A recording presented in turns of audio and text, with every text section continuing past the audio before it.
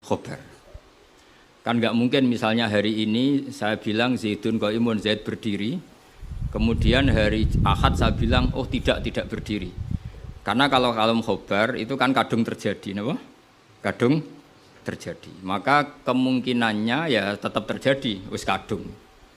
Tapi kalau kalam insya atau amar itu bisa direvisi.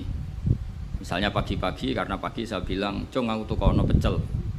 Karena momennya keliwat, sudah siang, kan bisa saja tak batalkan. Gak cung ganti rawon misalnya. Karena sifatnya perintah apa? Sifatnya perintah. Ada muqtadul hal dalam semua perintah. Misalnya Rasulullah karena lemah di Mekah, maka perintahnya itu lakum dinukum waliyadin. Ya sudah agamamu agamaku, agamaku. Agamamu agamamu, agamaku agamaku. Ketika Rasulullah di Madinah itu kuat sekali dan Islam tetap dilecehkan. Tetap dilecehkan, mau dihabisin. Nabi kena khitab disuruh ngelawan. Makanya disebut kital. Kital itu saling perang. Karena kital itu dari masdar musarokah ya. Qatala yuqatilu muqatalatan wa qitalan wa qitalan. Jadi nah itu kan berarti karena muqtadul hal, karena ayatnya bersifat apa? Perintah. Jadi eling-eling ya. Terus yang bisa nasah mansuh itu hanya di surat-surat sing di situ kalamnya insya. Insya itu bisa amar, bisa nopo nahi. Kayak dulu Nabi ketika di Mekah itu malah nggak boleh ngelawan sama orang kafir. Fa'fu anhum wasfah, harus mudah memaafkan. Tapi ketika di Madinah masih dipakai buli-bulian sama orang kafir, mau dijajah, mau dihilangkan eksistensi Islam. Lalu ada ayat turun di surat Haji, udzina lilladzina yuqataluna bi annahum zulimu wa innallaha ala nasrihim laqadir. Mereka yang diperangi. Jadi syaratnya diperangi ya. Mereka yang diperangi, yuqatalun itu diperangi, itu diberi hak melawan. Tapi tentu harus diperangi dulu. Makanya di surat Baqarah istilahnya apa? Qatilul ladzina yuqatilunakum. Perangi mereka yang merangi kamu. Ada sebagian ayat redaksinya wa akhrijuhum min haitsu akhrajukum. Boleh kamu mengusir mereka karena mereka mengusir kamu. Jadi ayat-ayat ekstrim tentang perang, tentang kekerasan itu semuanya nunggu kondisi al-mujib lidzalik yang menyebabkan itu. Boleh perang kalau diperangi, boleh ngusir kalau diusir. Jadi kowe nyetak bojo ngenteni dicereweti. Ojo ujuk-ujuk nyentak dhisik ben wedi mumpung rung diamuk. Wis karuan ra ngekeki blonjo esuk-esuk nyentak. Ayo pe ngomong apa? Oh yo sarap dudu. Wong lanang ngono kudu diobatno. Tapi nek kono wis ngamuk, lah kowe oleh nyerang. Tapi biasane wis down sih. Biasane wis diamuk setengah jam wis down. Sak jam setruk. Tuh kalau kata Mbah Mun kalau guyon gitu, di bojo cerewet itu baru mari sugih. Tapi santri-santri yang di belakang bilang, "Enggak mari sugih, Mbah, mari setruk." Jadi karena ilmu tentang itu enggak cukup. Ilmu ulama mana saja kalau menganalisis perempuan itu enggak cukup. Jadi pasti banyak khilafnya. Karena itu polanya perempuan itu enggak jelas, itu enggak bisa dianalisis. Jadi itu ilmu siapa saja bisa. Saya pernah diminta ngaji di Mbah Hamid Bedowi itu, acara haulnya Mbah Hamid. Tapi ya enggak undangan, karena saya memang jarang mau undangan umum. Ini perlu dicatat, nek sing pengen ngundang wis dibatal ya, demen kecewa wis ini. Terus pokoknya saya itu hanya mau pernah guru sama pernah sepuh. Itu saja sifatnya ada undangan. Saya datang terus karena saya datang terus ditunjuk disuruh ngaji, bukan undangan terus di banner itu. Kayak artis. Keribetan itu. Ya kayak seperti ini aja lah, ngaji sudah ngaji. Perempuan itu satu-satunya makhluk pangeran sing tahu membantah Kanjeng Nabi. Kalau bolak-balik cerita, jadi ning Quran ono ayat surat jadi surat Mujadilah. Tapi umumnya orang baca apa? Mujadalah. Sebetulnya itu secara nuzulul ayat lebih pas dia namakan Mujadilatun apa? Karena Mujadilatun itu isim fa'il pengganti fi'il mudhari' yang di ayat qad sami Allah qaulallati tujadiluka. Dadi allati ing wong wedok tujadilu kang bantah sapa lati. Nah, pengganti fi'il mudhari itu di nahwu itu isim fa'il. Karena zamannya sama, fi'il mudhari' zamannya hal dan istiqbal itu penggantinya hanya isim fa'il. Jadi kalau rajulun yadribu bisa diganti ad-daribu, paham ya? Rajulun yansuru boleh diganti nasirun. Berarti kalau hiya tadribu bisa diganti daribatun. Makanya kalau maknanya ya qad sami'a teman-teman midanget sapa Allahu Allah qaulal lati ing pengucapane wong wedok. Silelati tujadilu kang bantah sapa lati ka ing sira Muhammad. Fi zaujiha ing dalam babakan suamine lati. Wa tastaki lan nglaporno sapa wong wedok. Nglaporno Kanjeng Nabi. Jadi Nabi seumur-umurnya itu hanya dilaporkan oleh perempuan. Nabi lho nih. Ora trimo kiai Nabi niku dilaporno. Jenenge wong wedok menawa trimo bojo enteng. Wong Nabi wae dilaporno. Jadi wong wedok Nabi wae dilapor. Dilapor ila wahi maring. Terus sempat terjadi debat. Makanya terusannya ayat wallahu yasma'u tahawurakuma. Wallahu ta'awu yasma'u krungu sapa Allah. Tahawurakuma ing perdebatan sira loro. Iku perdebatane Nabi kalian perempuan itu. Muhawarah itu kalau dalam bahasa Arab itu perdebatan. Jadi muhadasa, muhawarah itu maknanya apa? Perdebatan. Makanya kalau orang latihan apa? Konversasi Inggris itu, conversation Inggris itu disebut apa? Muhawarah apa? Muhawarah. Muhawaratul lughat al-Injilisiyah, muhawaratul lughat al-Arabiyah. Itu debatnya itu wah luar biasa. Segamane Nabi kudu kalah wae muwara kekasih pangeran, som-som wedok. Jadi khaulah iku wahyu. Pokoke ceritane kudu wahyu, gak oleh cerita elek. Khaulah iku wahyu. Mbah Barkhat, mbah Barbiye mulai iku pas sujud. Sing lanang wong Arab. Wong Arab iku gak mangan mendoan, gak mangan tempe. Iso mbok bayangno. Wong Jawa ngono bojone suci tenang ae mangane mendoan. Ambek sego jagung. Dadi ra wong ayu ya biasa wae. Jadi wong Arab iku mangane daging. Terus ning hadis semua asbabun nuzul redaksine fa'a jabat tu ajizatuha. Nah, pemaknane ya fa'a jabat mongko gawakno hu ing rajul jenenge Aus bin Somit. Apa ajizatuha wis pemaknane dhewe ajiz. Pokoke pas sujud itu sing gawakno ajizatuha. Wis jorok iki, jorok niki. Iki murid kecelakaan. Jadi makna sing bener ra iso, nak makna ngono iso. Dadi uteke wis elek banget. Akhirnya njaluk, sing lanang njaluk. Karena sing wedok lagi sujud, lagi nikmati pangeran ra gelem. Ora gelem terus ngamuk sing lanang. Wong lanang ger njaluk ra dikeki iku ya ngamuk iku wis kunane kuno. Tapi nek sing mangan mendoan ngamuke rapati tenan karena ya tadi sahabate mesti rapati tenan. Wis akhirnya ngamuk. Terus wong Arab iku ngamuk tertinggi iku muni anti alayya kadzuhri ummi. Kowe berstatus kayak ibu. Ini makanya pentingnya ngaji tradisi. Berstatus kayak ibu itu di orang Arab itu adalah dzam. Dzam itu satu kesalahan yang harus dikritik. Tapi kalau orang Jawa kan enggak. Makanya kalau saya ditanya, fikih Jawa sama fikih Arab itu beda.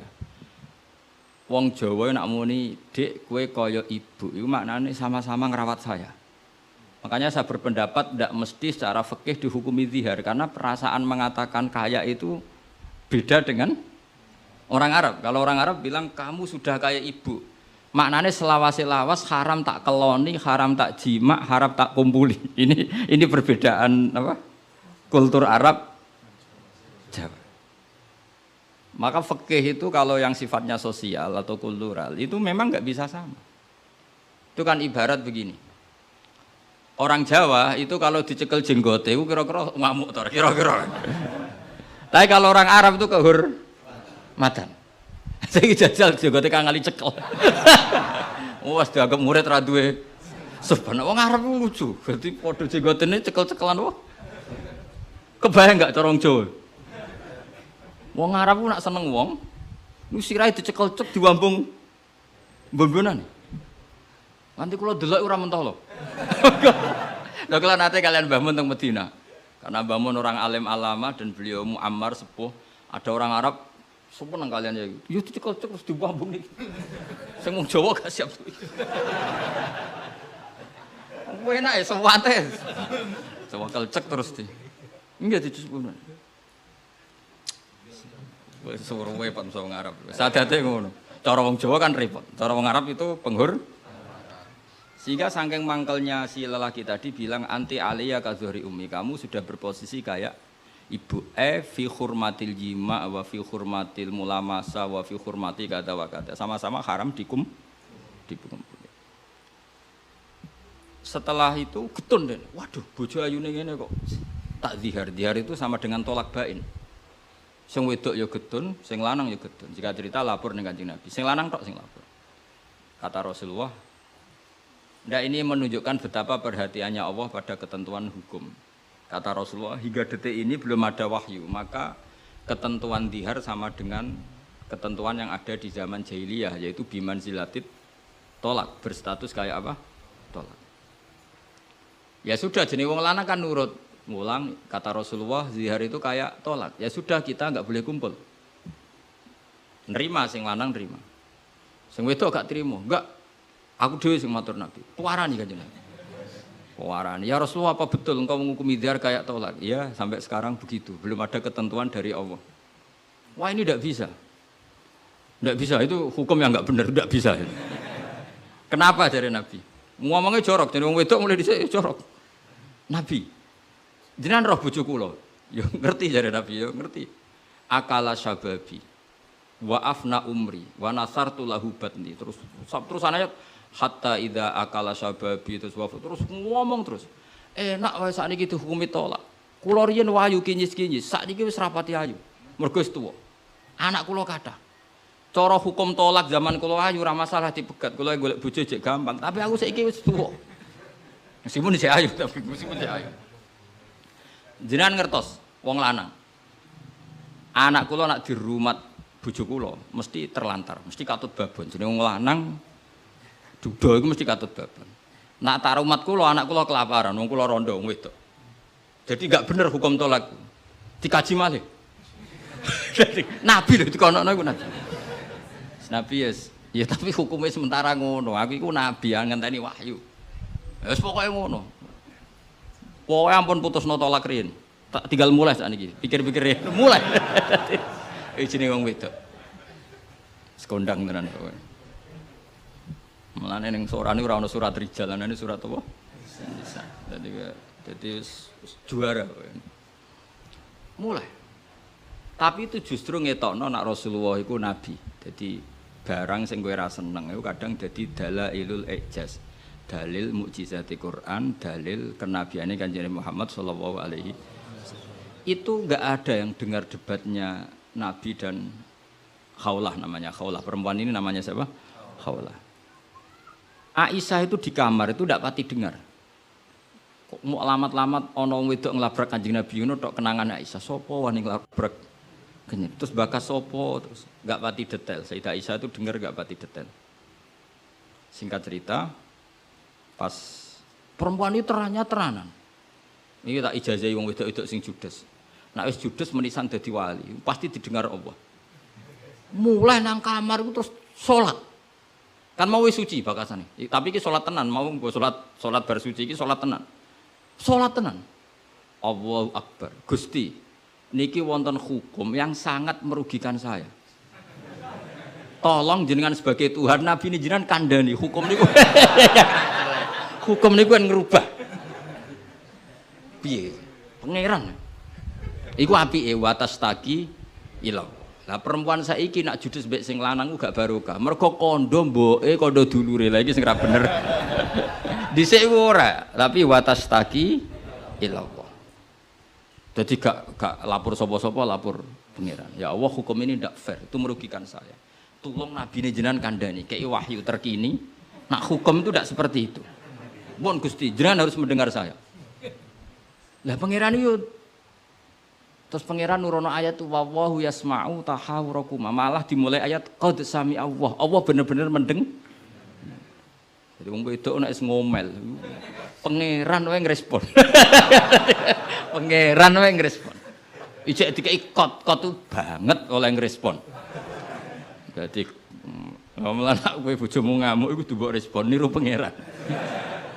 Nah pangeran betah wong la tadurruhu maksiatun wala tanfa'uhu ta'atun. Pangeran orang ngomel kan tenang wae, ora bakal kena madharate. Tapi nek kowe bertahan, iso kena ompreng. Dadi kira usah niru pangeran karena ya beda kelas no. Akhirnya sujud tenan ning pangeran. Pas dekne sujud, Jibril teko ning Rasulullah. Dia di rumah, Rasulullah di dalam. Perempuan tadi di rumahnya. Qad sami Allah qaulal lati tujadiluka fi zawjiha wa tashtaki ila Allah. Wa yasma'u tahawurakuma. Innallaha sami'um basir. Sak terus. Nangis sampai wedok mau ditimbali Kanjeng Nabi panggil perempuan itu. Apa yang dia munajatkan sama Allah diterima. Dan Allah meng-ACC keinginan dia bahwa zihar itu tidak seperti tolak. Tambah nangis sampai itu jenengan lu nabi tenan. Padahal kalau lapore ning kamar jenengan krungu. Mergo akhirnya itu sono ketentuan alladzina yuzahiruna minkum min nisaihim ma hunna ummahati. In ummahatuhum illallahi waladina. Jadi akhirnya pangeran nganggo ilmu status. Mulane saiki umat ya sing statusan niku perkarane. Pangeran nganggo hukum napa? Status. Status itu begini, yang namanya ibu itu siapa? Ya definisi ibu adalah orang yang melahirkan kamu. Saya ulang lagi, yang namanya ibu itu siapa? Orang yang melahirkan kamu itu namanya seorang ibu. Yang namanya istri siapa? Orang yang halal kamu keloni, kamu jima, kamu hubungan intim. Nah ini penting, harus vulgar, kayak hambani kabeh sesuai. Sehingga definisi ini harus tegas. Yang namanya ibu itu siapa? Orang yang melahirkan kamu. Yang namanya istri, orang yang halal kamu gaulin. Asal pas gelem loh, nak ora iso kena rancangan KUHP. Penjara. Penjara. So ben itu mesti sing bojone ayu, sing akeh di penjara iku. Tak sing bojone elek kan gak ono pemaksaan ya. Jadi kowe kudu termasuk sing di penjara ben ketara bojone. Dan ini kok nak disidang, kenapa kamu maksa istri kamu mau? Sing tahan mbek wong ayu sapa? Kan keren. Tapi misalnya di sidang bojomu elek merongot. Pertanyaannya hakim, ngono wae kok ora betah. Kan elek iki. Kan gak pantes banget. Oh isin lho cara sidang ngono. Bojone wae elek. Bareng di sidang. Orang ngono mesti pertanyaan, wong ngono kok ora kuat ngempet kan ngono. Tapi nak wayu terus kira kuat ngempet kan hakim kan. Mesti pikir-pikir. Ketoke pantes.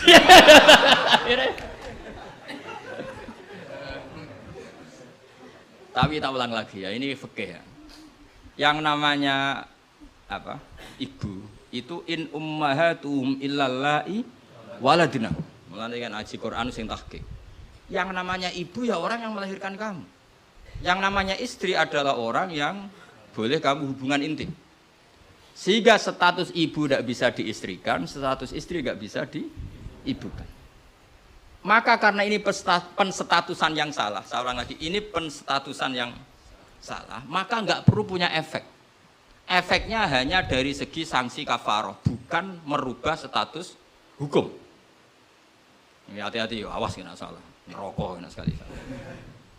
Sebab itu Allah oleh ngendikan wa innahum la yaquluna munkaram minal qauli wa zura, menstatuskan istri sebagai ibu itu omongan sing ngelantur sing ora bener. Wong istri kok distatuskan sebagai ibu. Itu tidak bisa. Yang namanya ibu ya orang yang melahirkan, yang namanya istri orang yang boleh dijak hubungan intim. Ini kan enggak nyambung.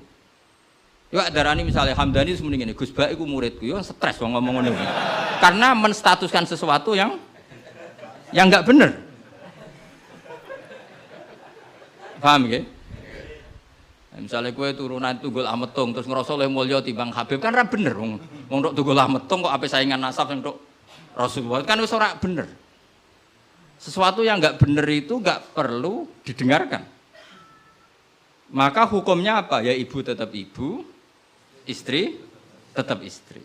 Soal nanti karena kesalahan ngomong hanya disuruh bayar kafarah. Tidak otomatis istri berstatus kayak ibu yang haram dikumpuli selawase lawas. Itu hebatnya Quran. Jadi omongan salah itu nggak perlu didengar. Mulane nek ana mubalek atau ustad, saya ini punya otoritas untuk fatwa ngajine ning ndi. Wong sorop ora iso ape fatwa iku piye. Mondoke iku ning ndi? Zaman mondok ora tau munggah bareng dadi kiai kok mletene ra karuan. Ngono iku kudu ditakokno kanca sak kelase. Iku ngerpek ta ora terus kan. Nek ra mlete dibarno, tapi nek mlete kudu dielingno. Utawa golekno gurune. Oh, nek sekolah ngadeg terus ora tau. Karena Allah itu tidak ingin ya agama dibuat main-main. Agama itu jelas, aturan mainnya jelas. Jadi makanya in ummahatuhum illallai waladunahum. Yang namanya ibu ya perempuan yang melahirkan. Sehingga jelas, aturan mainnya jelas. Semenjak itu Nabi mencabut tradisi jahiliyah yang menstatuskan dihar sama dengan tolak. Paham ya? Jadi hidup itu harus jelas. Sama seperti Quran juga gitu. Quran itu sakral, nggak mungkin salah. Kalau ada salah, berarti salah penafsirnya, salah penerjemahnya. Quran tetap terbebas dari kesalahan itu semua. Karena Quran itu sakral. Misalnya orang ngomong kiamat itu berdasar hitungannya Quran, itu tahun 2012. Nyatanya gak nane rasido. Sampai kulo sering tak SMS, konco-konco kulo sing kiai. Gus ngenteni kiamat teng pundi. Terus nang kene lho nang omahku mek ngopi ya. Kiamat to. Ngono sing wedi yo akeh perkarane apa napa? Kiamat 2000 piro iki? 12. Nah, rencana aku ben sesuk. Wong ora melok gawe kiamat kok geger. Wong Rasulullah sing kekasih pangeran wae ndak dikasih tahu kapan. Israfil lho sing nggo trompet ngalor kidul. Kowe ora ngerti kok.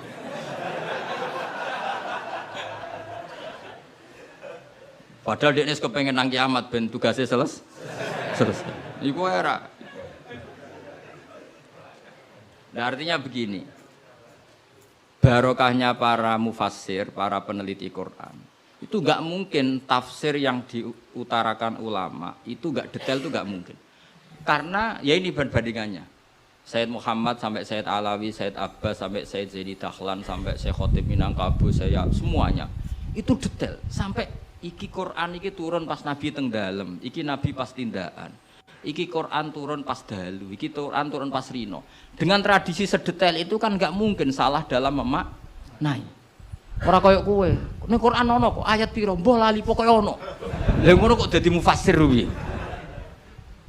Juga lihat bantah-bantahan Basul Masail. Pokoke ono kitabe. Lha yo kitab apa? Jenenge wae lho lali. Kok halamane jenenge wae. Padahal ulama dhisik, ayat iki turun pas Nabi tindak. Turunnya pas bengi. Pas musim dingin, pas musim panas. Dengan pengetahuan sedetail itu, kemungkinan salah itu kecil. Jadi sampai dibakas. Al-Khadori wa Safari. Cara kowe kan gunane apa dibakas ning omah mbek. Wis ra bakat ngalim, ning teke wis elek. Sajane kan iso ditebak, misalnya ngene, kowe tukaran mbek bojo ge apan? Setengah tahun sangka kawin iki salamat. Umur-umur bulan madu kok wis tukaran. Tapi nak kowe sering tukaran mbek bojo sering jok piro bar 10 tahun. Normal iku. Jak melarat 10 tahun wis bosen. Dadi pancen wis wayahe brontak. Kan orang kan bisa diukur ngamuke kapan misalnya aku bertukaran mbek bojo Gus. Lah kawin perang dina seminggu. Wah, salamat. Al bidayah lahian ya wong kawitan umur-umur bulan madu kok wis tukaran. Tapi nak bar 10 tahun itu kesunatan cara kowe. Sing kuat dijak melarat 10 tahun iso. Nak kuat ya bojomu kelainan, wis kelainan. Dadi iso diukur, tunggale nyai. Nyai semangat. Iku mesti nyai pertama setahun, 2 tahun. Nunggu wis suwi mesti wis biasa. Perkara wis bosen, semua keinginannya agak kesampaian. Pas latihan kiai kan bayangno masyarakat nurut kabeh, ngaji kabeh. Bareng puluhan tahun masyarakat tetap biasa-biasa wae. Sesuai kan style kendo. Jebule padha wae. Nek semangat pertama mesti semangat. Nah takon imam masjid itu semangatnya mau pirang bulan. Buang dene istiqomah jamaah, jebule reaksine tetap soft awal tok. Tambah istiqomah tetep ae soft awal, malah kadang merotoli. Sesuk mesti mikir, tak rewangi ngene yo. Reaksi publik ya pancet, sesuk mengendorkan diri. Akhirnya gawe wakil. Ya wakil sesuk mulai dimami santri ya sesuai santai. Iku sing bener, mulai bener ya iku. Mergo tambah semangat mesti tambah kecewa, ora kok tambah. Makanya itu uniknya Quran, ketika Rasulullah terlalu semangat itu malah mbek pangeran didhawuhi la'allaka baqiun nafsak. Muhammad kowe aja terlalu iku menggebu-gebu oleh dakwah. Mergo untuk iman ora iku wis iku urusanku. Sementing kowe dakwah standar wae. Aja sampai bakhul nafsak rusak awakmu dhewe. Tapi nak kanggo kiai pemula enggak baik niru saya. Saya itu terlalu rileks. Kiai pemula cek semangat ben duwe status mau. Nah, kula kan statusnya saman ta. Semangat terus mun aman lah pokoknya. Jadi akhirnya pangeran sakit Kanjeng Nabi karena terlalu apa? Tapi itu justru nunjukno Rasulullah betapa sangat mencintai umatnya. Beliau tersiksa kalau orang tidak dapat hidayah. Sampai la'allaka baghiun nafsak, sampai kata mufassir muhlikun nafsa. Nabi hampir tarodda anil jibal. Sampai pernah berencana cuek lah. Terus sampai Allah dikandani, sudahlah masalah hidayah itu saya. Laisa 'alaika hudahum walakinna wa yahdi mayasa. Sudahlah kamu ngaji saja, kamu dakwah saja, tapi tetap laisa 'alaika hudahum, itu tidak wilayah Anda untuk memberi hidayah. Terus kalau nanti ngaji wae. Ada muni ngene. Aku pengen ngaji ning Damaran terus sing tak ulang ngalim kabeh, demen setruk ben nek niat. Oh mesti kecewa. Ayo paling sing paham piro? Ayo ngaco. Ayo ngaco tak tes. Tapi nak targete gak mahamno, sok ngaji silaturahim, guyon bareng bar mulai bar wis. Kowe mesti ra ngarah kecewa. Mau takoki wong, ngaji Gus Pak, ya ngaji. Piye keterangane wis pokoke apik. Baleni ra iso iki lho rekamane. Ayo kelakuanmu ngono to, kira-kira. Jawab. Ayo jajal tanpa rekaman baleni. Nek ra ngelantur. Lah misalnya terus kiai ini diambisi ngaji muridnya paham. Kira-kira demen kecewa ta? Lah bojo yo ngono tak wari. Ana wong kepengin bojone sholihah, riman, ra bantah. Demen kecewa. Kowe iku sapa? Wong mbok cukupi wae jek bantah men ra mbok. Pokoke ditarget bojo iku penting wedok nak salat madhep ngulon. Ya wis ngono. Iku mesti gak gampang kecewa. Lho kula es kiai, bojo kula yo ning. Ya aku narjetno bojo pokoke urip, salat, seneng. Berarti ora usah bayangno teko lunga disambut, terus digodhogno banyu nggo teh, mbok disiramno ya. Demen kecewa, apa? Demen kecewa. Pokoke angger teko takoki, jek urip, Dik. Alhamdulillah bojoku isek urip. Misale kok minggat mulai, Mas aku semulai nang wong tuaku. Melok kowe ya melarat atau melok wong tuaku. Alhamdulillah Dik ge cerdas. Tahu sing pantes dieloki. Jan cara hukum melok wong fakir iku kebodohan. Melok wong tua sing sugih itu kepintaran. Tanggapi secara ilmiah. Kok ngergoni wong lanang ujug-ujug mulai. Ndak ini kamu punya istri yang menghormati ilmu. Di mana-mana melok wong fakir ora enak. Melok wong tua sing sugih iku enak. Berarti bojo pinter ta goblok? Pinter. Jadi sing syukur. Alhamdulillah Dek kok pinter. Kowe genane melok aku fakir 5 tahun aku ya jagal. Wong kok gobloke ngono. Jadi jek kowe mulai iki. Lah misale ki dirafak. Wis Mas tak rafakno Mas, aku pegat Mas ngene-ngene. Ya ngomongi ngono. Nak pancen kowe entuk sing luwih apik timbang aku. Ya piye meneh. Tapi iku kan barang sing ora mesti. Sing karuan mesti iku ya aku iki wis bojomu. Terangno. Mengejar barang ra mesti iku bahaya. Terangno. Tapi nak bojo menjawab ngene, fakirmu wis mesti. Sugihmu ke depan ora mesti. Nak adu al yakin la yuzalu bisak. Baru saiki malah ngaji usul fikih. Ngaji kaidah fikih al yakin la yuzalu bisak. Malah debat.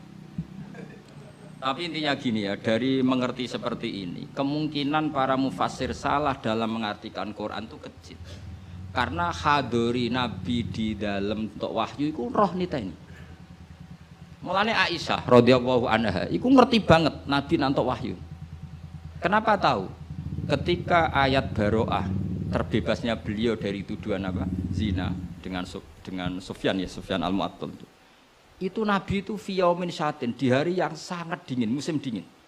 Di Arab itu kalau musim dingin itu ada salju. Umumnya wong musim dingin kan mboten keringetan Kang Ali. Umumnya wong musim dingin mboten apa? Keringetan karena musim dingin.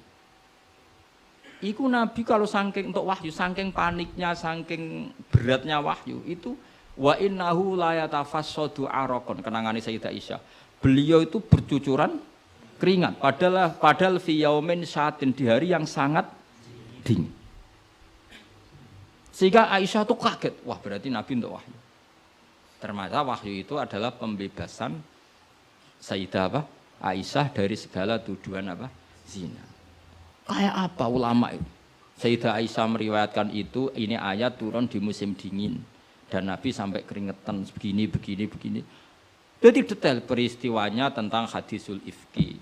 Rawinya seorang Sayyidah Aisyah di rumah Abu Bakar, ditunggoni ibunya Umi Ruman. Itu detail. Kesalahan itu kecil sekali. Bayangkan kalau tafsir itu diomongkan orang sing pokoknya ono ayat piro boraro. Bareng roh wis terjemahan. Sing nerjemah dhewe ra wong alim. Sing umate akeh ya wong bodoh kabeh anut. Terus otoritasnya itu di mana? Bayangkan ulama dulu wis alim, diuji oleh orang alim, dia murid alim, dikontrol oleh orang alim. Imam Bukhari itu diakui orang alim setelah diuji 100 ulama ahli hadis. Itu lagi lolos. Saiki ora, wong bodoh kabeh ngaji, iku niate ngaji mau golek barokah, ora golek paham. Mergo wis ngerti nek ora bakal paham. Dadi akhirnya ya realistis ae. Takoki kenapa ngaji sing entuk barokah. Semangkone kok nguri ora paham. Mau kenangane ngajine rame, wis ngono tok. Mbak Kasapo mbah kok nguri rapati krungu. Padahal umpama ngarep lah ya padha ae rapati paham. Dadi mulane nek rapati paham kok nguri ben alasan nek ora paham. Tapi ngaji ilmu sama ulama dulu itu ora paham ora iso. Wong dites. Imam Syafi'i iku ngaji Imam Malik itu dites. Maca muwatok sik, disinaoni sik lagi ngaji Imam Malik. Terus dites. Sufyan Ats-Tsauri nate ngetes Imam Syafi'i ngene. Cara kowe mesti gagal. Tes-tesane ngeten. Ada Sufyan Ats-Tsauri, ada Sufyan bin Uyainah. Ini ulama-ulama seniornya Imam Syafi'i. Ya Syafi'i nak nyeluk ya jangkar karena lebih senior. Ma maknal hadis la tuharrikut tayra utawa atiron la tuharriku at-tayra min wakanatiha. Sebagian riwayat min makinnatiha. Manuk iku aja mbok obahno sangka kurungane. Ya, manuk itu jangan gerakkan. Jadi sangkar burung itu jangan kamu gerakkan saat ada burungnya. Tapi posisi pintu terbuka. Karena Imam Syafi'i itu orang alim. Dites, oh maknanya begini. Orang Arab itu kalau mau pergi itu tayamun maupun tasya'um. Jadi kalau burung di obano kurungane kok terbang ke kanan, maka perginya mubarak baik. Tapi kalau digerakkan burungnya terbang ke kiri, maka pergi ini buruk. Nabi melarang itu. Nabi melarang umat Islam punya penyakit tatoyur. Tatoyur itu apa? Menggantungkan nasib dengan toirun, burung. Makanya di surat Yasin apa? Innama toirukum ma'akum. Jadi apa? Paham lagi ya? Jadi orang Arab itu apa? Cara wong Jawa itu apa? Adu nasib, mengundi nasib. Kalau orang Arab pakainya apa? Burung. Nah, wong Jawa kan cecek. Misalnya cecek ceblok. Wah, alamat elek ra sida lunga. Padahal sing mesti kan ceceke hati-hati, iku sing mesti nganti. Tapi wong Jawa nafsire kan cecek ceblok, iku berarti celaka ya. Sing celaka ceceke ta wong sing ngape lunga. Tapi cara wong Jawa ora ya. Ngape lunga ana cecek ceblok gak sida jare alamat apes. Padahal cecek tiba sing mesti kan siji gak hati-hati. Nomor loro iso wae dene latihan jumping. Ane latihan uji apa? Uji nyali. Nah itu Imam Syafi'i itu paham betul. Adatul Arab itu kalau mau pergi itu menggerakkan sangkar burung yang ada burungnya. Kemudian kalau terbang kanan alamat baik, kalau kiri alamat buruk. Lah Rasulullah itu melarang itu. Makanya terus ngendikan la tuharrikut tayra min makinnatiha. Akhirnya terus kata Sufyan bin Uyainah, ya Aba Abdillah qad analaka antuftiya, kamu sekarang berhak fatwa karena sudah alim. Cara sing ditakoki kowe, aja geman ya manuk mbok obah-obahno. Kurang penggawean tas pundi. Karena uteke wis ora sambung. Lah ya cung aja geman manuk ning kurungan mbok obah-obahno. Mesti jawab sampean, lah kurang penggawean tapi kok manuk apa? Tapi Imam Syafi'i tahu betul maknanya adalah apa? Rasulullah tidak ingin orang menggantungkan nasib dengan pergerakan burung. Dan itu adatnya orang Arab dulu-dulu. Makanya no inna tatoyarna. Jadi tatoyur itu maknanya apa? Menggantungkan nasib dengan melihat arah terbangnya apa? Burung. Mulane diarani toir. Toir itu dari kata toirun, apa? Burung yang terbang. Kalau terus nanya. Jadi kalau sampean tanya kenapa ini dipelajari hadori, safari, laili, nahari, saifi, sitai dengan otoritas seperti itu maka kemungkinan ulama salah itu kecil karena detail. Jadi misalnya gini, Rasulullah itu suka dahar daging. Ya sudah, kita tafsirkan hanya ada momen di mana Rasulullah itu suka dahar daging. Rasulullah itu sering lapar, ya maksudnya ada momen yang Nabi itu milih lapar. Rasulullah itu suka dahar. Ya ada momen yang Nabi itu suka dahar. Tanpa itu nanti makna hadis itu kacau semua. Apa? Kacau semua. Karena makna hadis itu otoritasnya itu terserah kita. Maksudnya terserah kita gimana? Misalnya begini. Awas rungokno, awas sekali salah setengah kafir. Mesti kafir swasta, bukan kafir tenan. Enggak coba misalnya begini, enggak ini saya bedai. Wes akang alillah sekila alhamdulillah. Ittaqu waha, ki namane iki coba ndak jawab saja. Ittaqu wedya sira kabeh. Takutlah sama Allah. Dengan cara apa coba? Wah, aku mbek Allah wedi terus kabeh melayu menghindari Allah. Tapi lafaz yang sama dipakai ittaqun nisa, takutlah sama perempuan, sama istri. Serius, wis takut ora usah dikongkon wis takut. Ada lagi misalnya nyuwun sewu ittaqul hayyah, kamu takutlah ular. Ittaqul faqra, takutlah sama kefikiran. Sama-sama kalimatnya takut, tapi tetap proporsional sesuai makna yang terkait. Ittaqullaha bitaat, takwalah Allah dengan melakukan taat. Justru takwa kepada Allah itu kita harus menuju Allah. Ya saya ulang lagi ya. Takwa kepada Allah itu justru harus menuju Allah. Sehingga monggo mriki, tafadhol mriki. Mboten niki sami.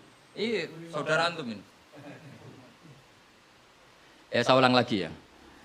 Lafaz itu akan proporsional sesuai konteksnya.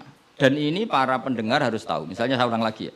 Ittaqullaha, takutlah kepada Allah. Apa artinya kita menghindari Allah? Kalau kamu takut ular, takut perempuan cantik, kena fitnahnya harus menghindar. Kalau takut Allah, kalau menghindar kan malah salah. Makanya di Quran ada ayat gimana? Wa dzannu alla malja'a minallahi illa ilaih.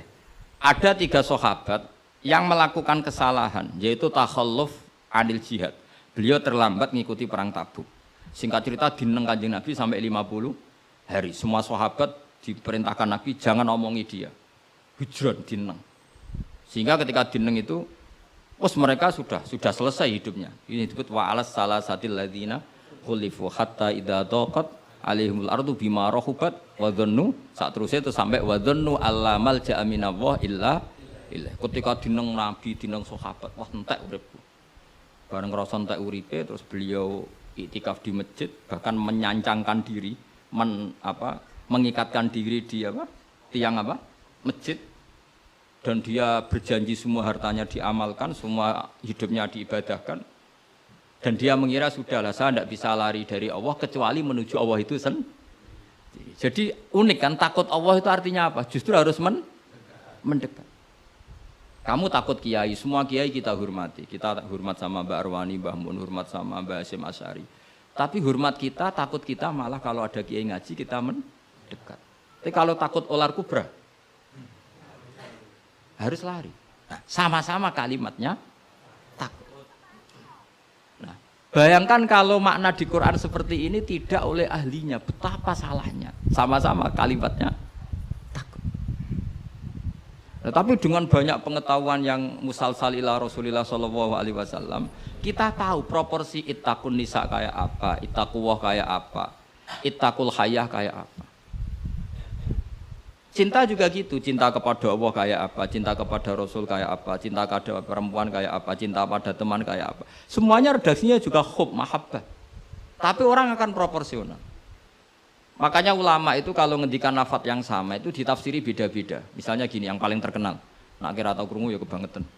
Inna waha wa malaikatahu yusholluna 'alan nabi. Wassalat minallah ar-rahmah wa minal malaikah istighfar wa minal adami tadarruun wa du'aun. Coba, Allah itu kan di atas Rasulullah Muhammad. Apapun hebatnya Kanjeng Nabi kan di bawah Allah. Berarti Allah di atas Kanjeng Nabi. Maka ketika ada ayat gini, innallaha saat temne Allah Ta'ala yusolli misalnya.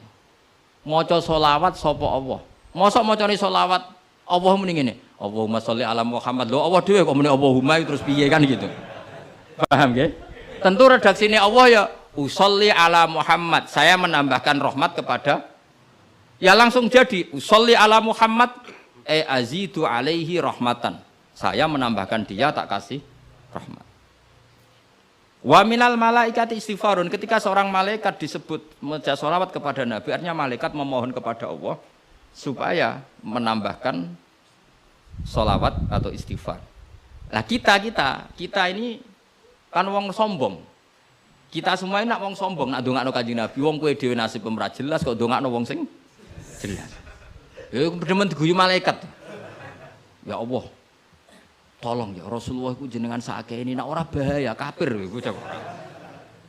Maka ketika kita baca sholawat kepada Nabi itu bentuk tadarruk kita, bentuk DPDP kita. Ya Allah, jasanya Nabi yang begitu banyak, saya tidak mungkin membalasnya. Sehingga urusan balas membalas budinya saya pasrahkan jenengan. Sehingga sholawat dari kita itu pengganti doa jazallahu anna Muhammadan bima huwa ahlu.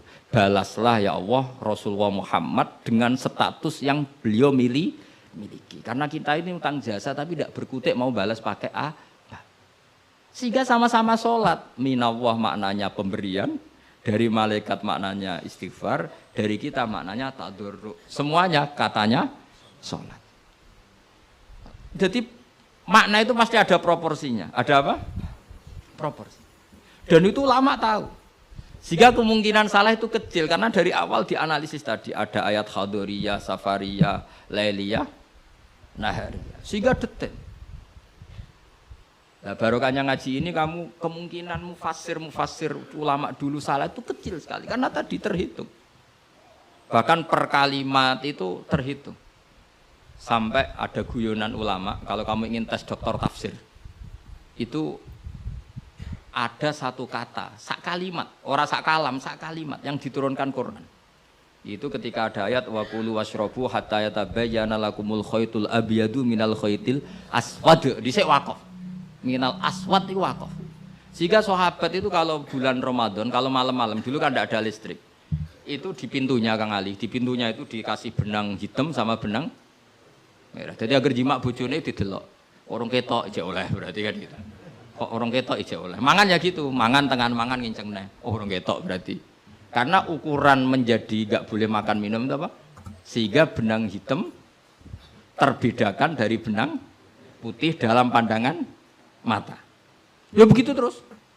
Ketika Rasulullah dilapuri itu, dilapuri wong salah paham mau udah masang apa? Benang. Menurut santri sing nakal benangnya cilik berak ketok-ketok. Nak benangnya gede kan gampang ketok. Akhirnya Jibril teko, orang ngono mat maksudnya umatmu salah paham. Iki aja ana sak kata surung tak turunno minal fajr.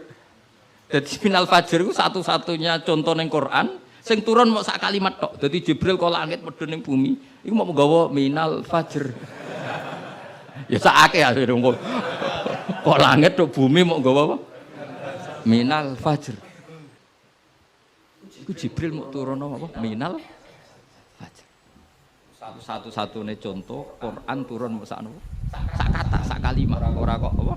Sak kalam ra musnad sampai musnad ilah. Saya teruskan malih ya. Jadi kemungkinan para ulama salah itu kecil karena tadi sanadnya musalsal ila Rasulillah sallallahu alaihi wasallam. Sampai ketika ayat itu dibaca Nabi saat di rumah Sayyidah Aisyah, temanya adalah pembebasan Aisyah dari tuduhan apa? Zina, terus peristiwanya sama siapa, tuduhannya siapa, yang menuduh siapa, itu detail sekali. Yang menuduh adalah orang-orang munafik. Terus Sayyidah Aisyah tersiksa karena omongannya si A, si B. Ini detail sekali. Nah, barokahnya detail itu kemungkinan salah itu kecil. Andai kan itu tidak detail, maka orang akan menafsirkan ayat dengan makna am, dengan lafadz am. Dan itu bahaya. Misalnya lafat am gini, innal insana lafi khusr, semua manusia pasti getun. Mosok Rasulullah masuk lafat innal insana, masa para nabi, para wali masuk innal. Tapi kalau kamu tahu bahasa Arab kan, alil ahdi, al itu untuk makna takrif. Orang tertentu yang kelakuannya tertentu itu lafi khusr. Sehingga proporsional. Apa proporsional? Makanya ketika ada ayat misalnya gini, wa anni faddaltukum alal alamin. Bani Israel didawi pangeran, saya memuliakan kamu di atas seluruh penduduk dunia. Semua mufassir mengatakan, karena umatnya Rasulullah adalah umat terbaik, kuntum khaira ummatin. Tapi kenapa Bani Israel dikhitopi wa anni faddaltukum? Oh begini, ala alami zamanihim apa? Ala alami zamanihim. Bani Israel adalah penduduk terbaik di eranya atau di masanya. Kenapa begitu? Karena ada al. Apa? Ada? Seperti begini ya. Mbak Arwani itu yang terbaik di eranya. Tentu beliau kan nggak akan merasa lebih baik ketimbang Mbak Munawir karena gurunya. Mbah Mun terbaik di eranya tentu dibanding kita-kita. Kalau dibanding Mbah Zubair, sama Said Abdul Al-Haddad terbaik. Tapi kan nggak mungkin beliau kerja dibandingkan sama Faqih Muqaddam, sama Habib Ahmad bin Isa al-Muhajir. Semua ini orang-orang terbaik tentu kita tafsiri di eranya. Karena mesti beliau-beliau punya senior. Paham ya, jelas ya? Sama lah. Ketika wa anni faddaltukum alal alamin, Bani Israel dikhitopi gitu, alami zamanihim. Bahwa Bani Israel lebih utama hanya dibanding apa? Orang di eranya. Tidak mungkin mengalahkan umat Rasulullah SAW karena umatnya Nabi kena status kuntum khaira ummati. Ya jelas ya. Jadi, nah, siapa yang tahu proporsional ini? Lagi-lagi ulama. Jadi ini penting, ulama ini penting. Sama ketika Rasulullah itu nyuwun sewu ya mau berteman orang-orang kafir. Itu ulama yang tahu. Bertemannya apa?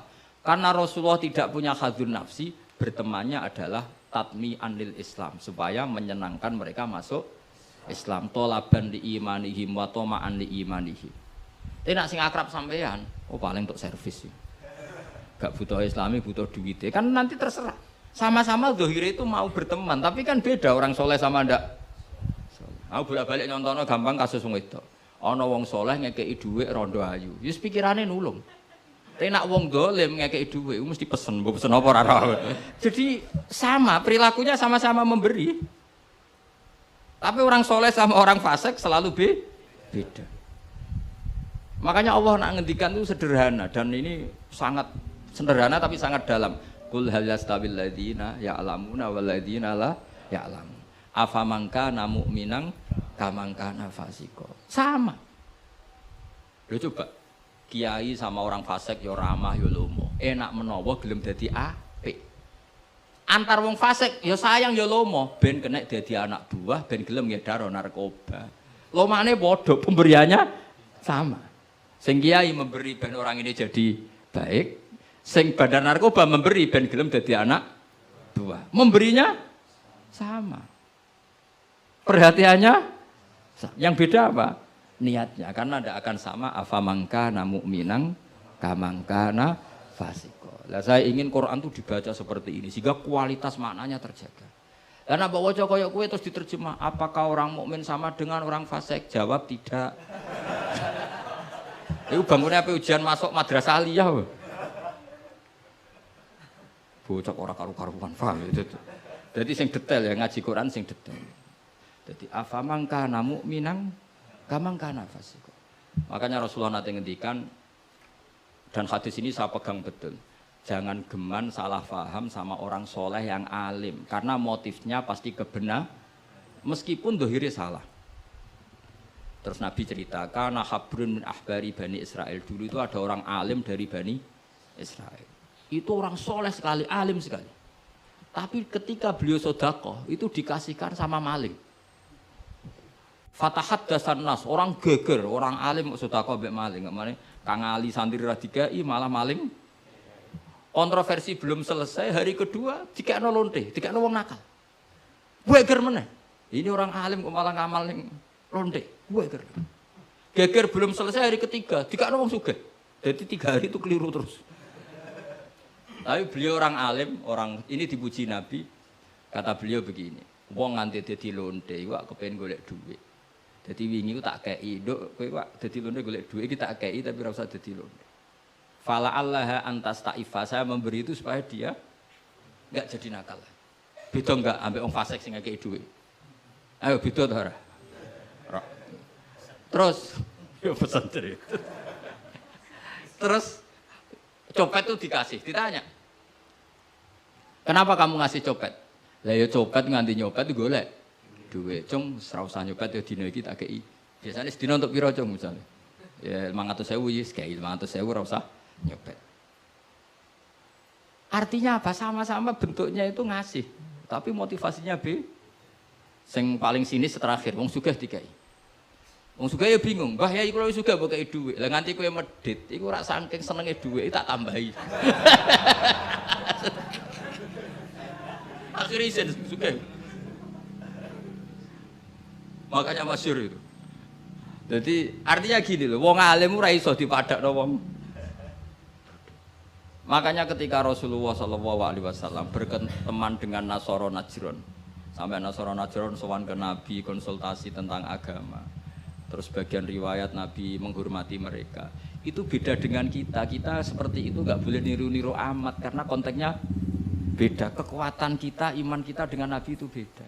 Tapi tetap ini menjadi hukum. Siapapun boleh menganalisis sesuai fahamnya masing-masing. Tapi tetap beda. Saya ulang lagi, tetap beda. Karena tadi, misalnya ada orang alim, soleh, terus senengannya mulang rodo-rodo ayu. Ya kita harus husnudon. Paling banter, sangka bodoh jadi pinter. Sangka nakal jadi solihah. Sangka kedonyan jadi eling akhirat. Ya motif utamanya seperti itu. Senajan kok akhirnya kecoba hamdari itu sono sing diwayo. Ya tetap halal kan diwayo. Tapi kan motivasi utamanya itu bahwa para janda ini harus lebih baik. Makanya nenggone dibak ning manakib, nenggone dibak berjanji wayamsi ma'al armalati. Di antara sifatnya Nabi itu mau mengajarkan beberapa janda. Karena mereka kasihan.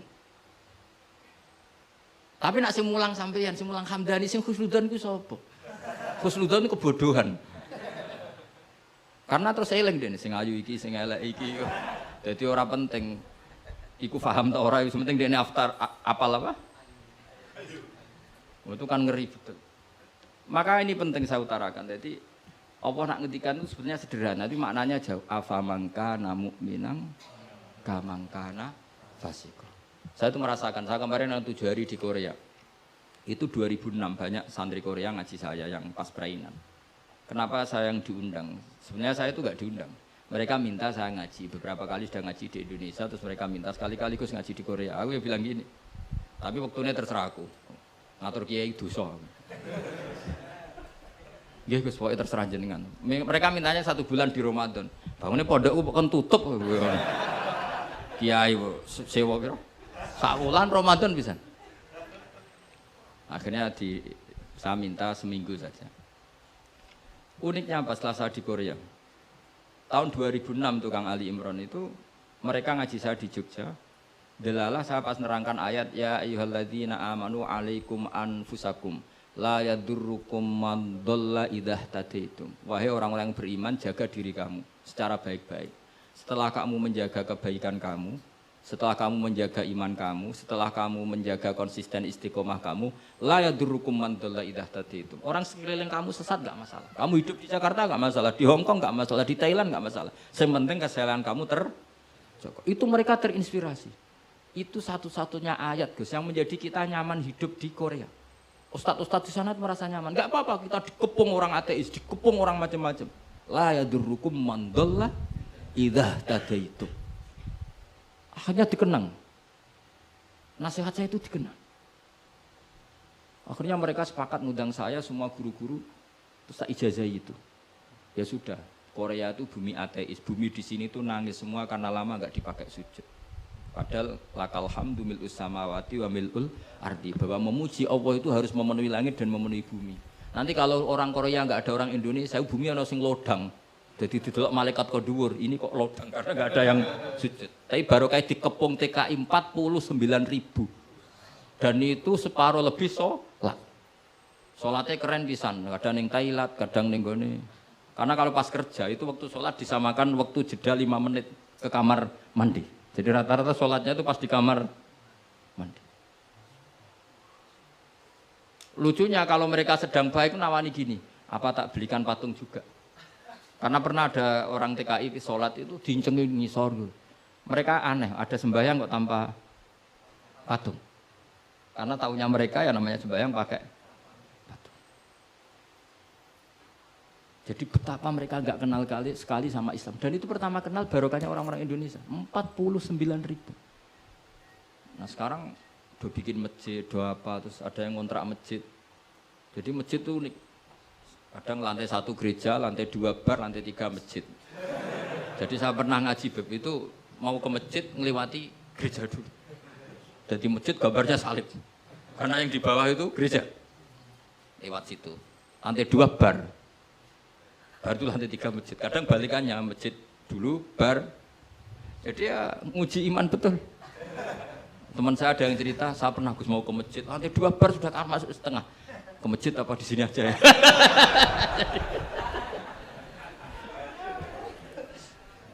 Tapi ya tadi, makanya kita semua syukur betul umatnya Rasulullah Shallallahu Alaihi Wasallam itu dikawal Quran ila yaumil qiyamah. Jadi yang dikawal Quran bukan orang Kudus saja, bukan orang yang daerahnya mayoritas Muslim saja, termasuk orang yang di Korea, di Uni Soviet juga dijaga Quran. La yadurrukum man dhalla idza tadi.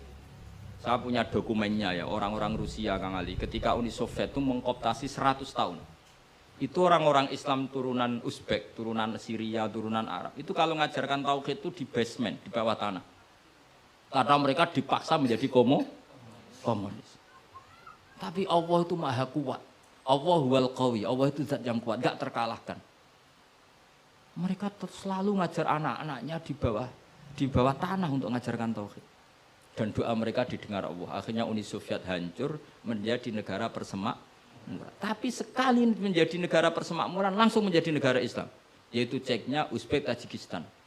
Laukanu khina kufrihim tidak belajar Islam maka tidak bisa mendirikan negara Islam. Tapi karena mereka ketika dikooptasi Uni Soviet tetap belajar Islam, sehingga pertama merdeka langsung negara Islam. Andai kan mereka sudah meninggalkan Islam secara pelajaran maka tidak bisa mendirikan negara Islam. Tapi mereka ketika dikooptasi tetap belajar Islam meskipun sembunyi itu jenenge la yadurrukum man dhalla idza tadi. Jadi orang sekeliling kamu sesat enggak masalah, asal komitmen kamu sendiri tercerahkan atau mendapat hidayah. Dan saya itu ingin ya Quran seperti ini tuh mancep ning umat Rasulullah sallallahu alaihi wasallam. Jadi eling-eling ya ayyuhalladzina amanu alaikum anfusakum la yadurrukum man dhalla idza tadaitum. Jadi kamu enggak usah takut zaman. Kayak apa Jakarta? Jakarta kata orang banyak kota maksiat gini-gini. Itu tidak benar. Banyak orang-orang alim. Siapa yang nggak ngerti Habib Mundir di era modern? Sampai Majelis Rasulullah besarnya juga di Jakarta. Siapa yang nggak ngerti keluarga Kuitang? Orang-orang alim yang non Habaib juga banyak. Dulu ada Mbak Syafi'i, sekarang ada Pak Sukron Makmun, Pak Nur Iskandar. Banyak teman-temannya bapak yang alim di Jakarta. Santri saya yang Jakarta ya banyak. Muhibin saya Jakarta ya banyak. Karena ketika orang itu baik, itu la yadurrukum man dhalla idza tadaitum. Uni Soviet kayak apa dikjayanya. Ketika mereka hancur, malah mereka akhirnya yang hancur dan berdiri negara-negara persemakmuran dengan asas napa? Islam. Jadi kowe ora usah kuwatir, wah iki negara Indonesia rusak tauhid kudu dihancurno. Wah, apa-apaan gak tau ngaji, yakin gak tau ngaji. Agama ini akan dijaga Allah ila yaumil qiyamah. Jelas dawuh Nabi la tazalu ta'ifatun min ummati zahirina 'alal haq la yadurruhum man khalafahum. Sebagian riwayat la yadurruhum man nawa'ahum. Agama ini kata Nabi selalu umatku ini ada pembela-pembela kebenaran ila yaumil qiyamah kata Nabi. La yadurruhum man khalafahum, dan umatku yang bela kebenaran ini tidak akan terkalahkan oleh orang yang menentang mereka. Dulu ketika kita kecil, pengajian kudu lapor Polres, mubaleke di data, dia bener riyen. Saniki pengajian rasa diundang Polsek ora. Bedanya kan jauh sekali. Dulu kan kayak kesulitan. Sekarang kayak apa? Padahal kualitas ibadah kita mungkin hebat. Tidak mungkin, mesti hebatnya wong dhisik-dhisik. Tapi agama ini dijaga Allah. Nah cara kiai-kiai sing tasawuf dhisik digawa Imam Ghazali, Syekh Abdul Qadir Jilani. Iku agama mlaku. Berhubung agama diurusi pangeran, saiki digawa mudin ya mlaku. Mergo sing ngurusi pangeran. Cara sing ngurusi manusa agama iki wis tutup. Mergo sing gawa trimo mudin. Tapi berhubung dijaga pangeran. Sing gawa rodok-rodok pidol wis tetep mlaku. Jadi Hamdani wis tetep mlaku. Ya memang Allah Ta'ala sudah janji la tazalu ta'ifat. Ini dawuh Kanjeng Nabi. Dawuh Kanjeng Nabi tentu semakna dengan wahyu. Karena apa? Wa ma yantiqu 'anil hawa in huwa illa wahyu yuha. Jadi dawuh Nabi la tazalu ta'ifatun min ummati zahirina 'alal haq la yadurruhum man khalafahum. Jadi umatku akan selalu ada yang membela kebenaran dan tidak akan terkalahkan oleh yang menentang. Tapi syaratnya tadi loh ya, syaratnya seperti di Quran tadi, idah tadaitum. Kalau di Kudus bar bisa rame, tapi nyatanya pengajiannya Ki Saroni ya bisa rame. Artinya kebenaran itu sebenarnya nggak pernah kalah. Coba saya sekarang hitung saja, konser dangdut sama sholatnya Habib Syekh, pendatangnya banyak mana coba? Tetap menang Habib Syekh. Sekarang orang yang di bar sama ngaji Jumat pagi banyak mana?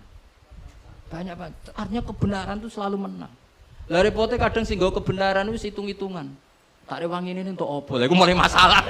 Kalau yang bawa saja sudah ada ikhlas itu mulai. Asal yang bawa ikhlas, insya Allah tetap menang. Gitu. Dong tuh paham ya, orang saya tersinggung ya biasa wae saya. Jadi artinya Allah menunjukkan kebenaran kan sesuatu yang enggak menarik itu sebetulnya.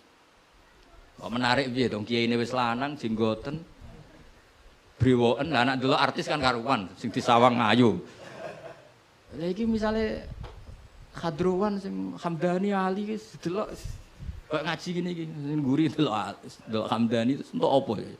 Tapi yang menarik wae. Ya coba Vatikan, saya punya teman itu pernah main di Vatikan. Itu kan menarik, ada gondola, orang Eropa itu cantik-cantik, cek katokan cekak. Wajar lah kalau menarik. Tapi masih kalah dengan Ka'bah. Ka'bah wis kotak, pinggire wong brewok jobahan.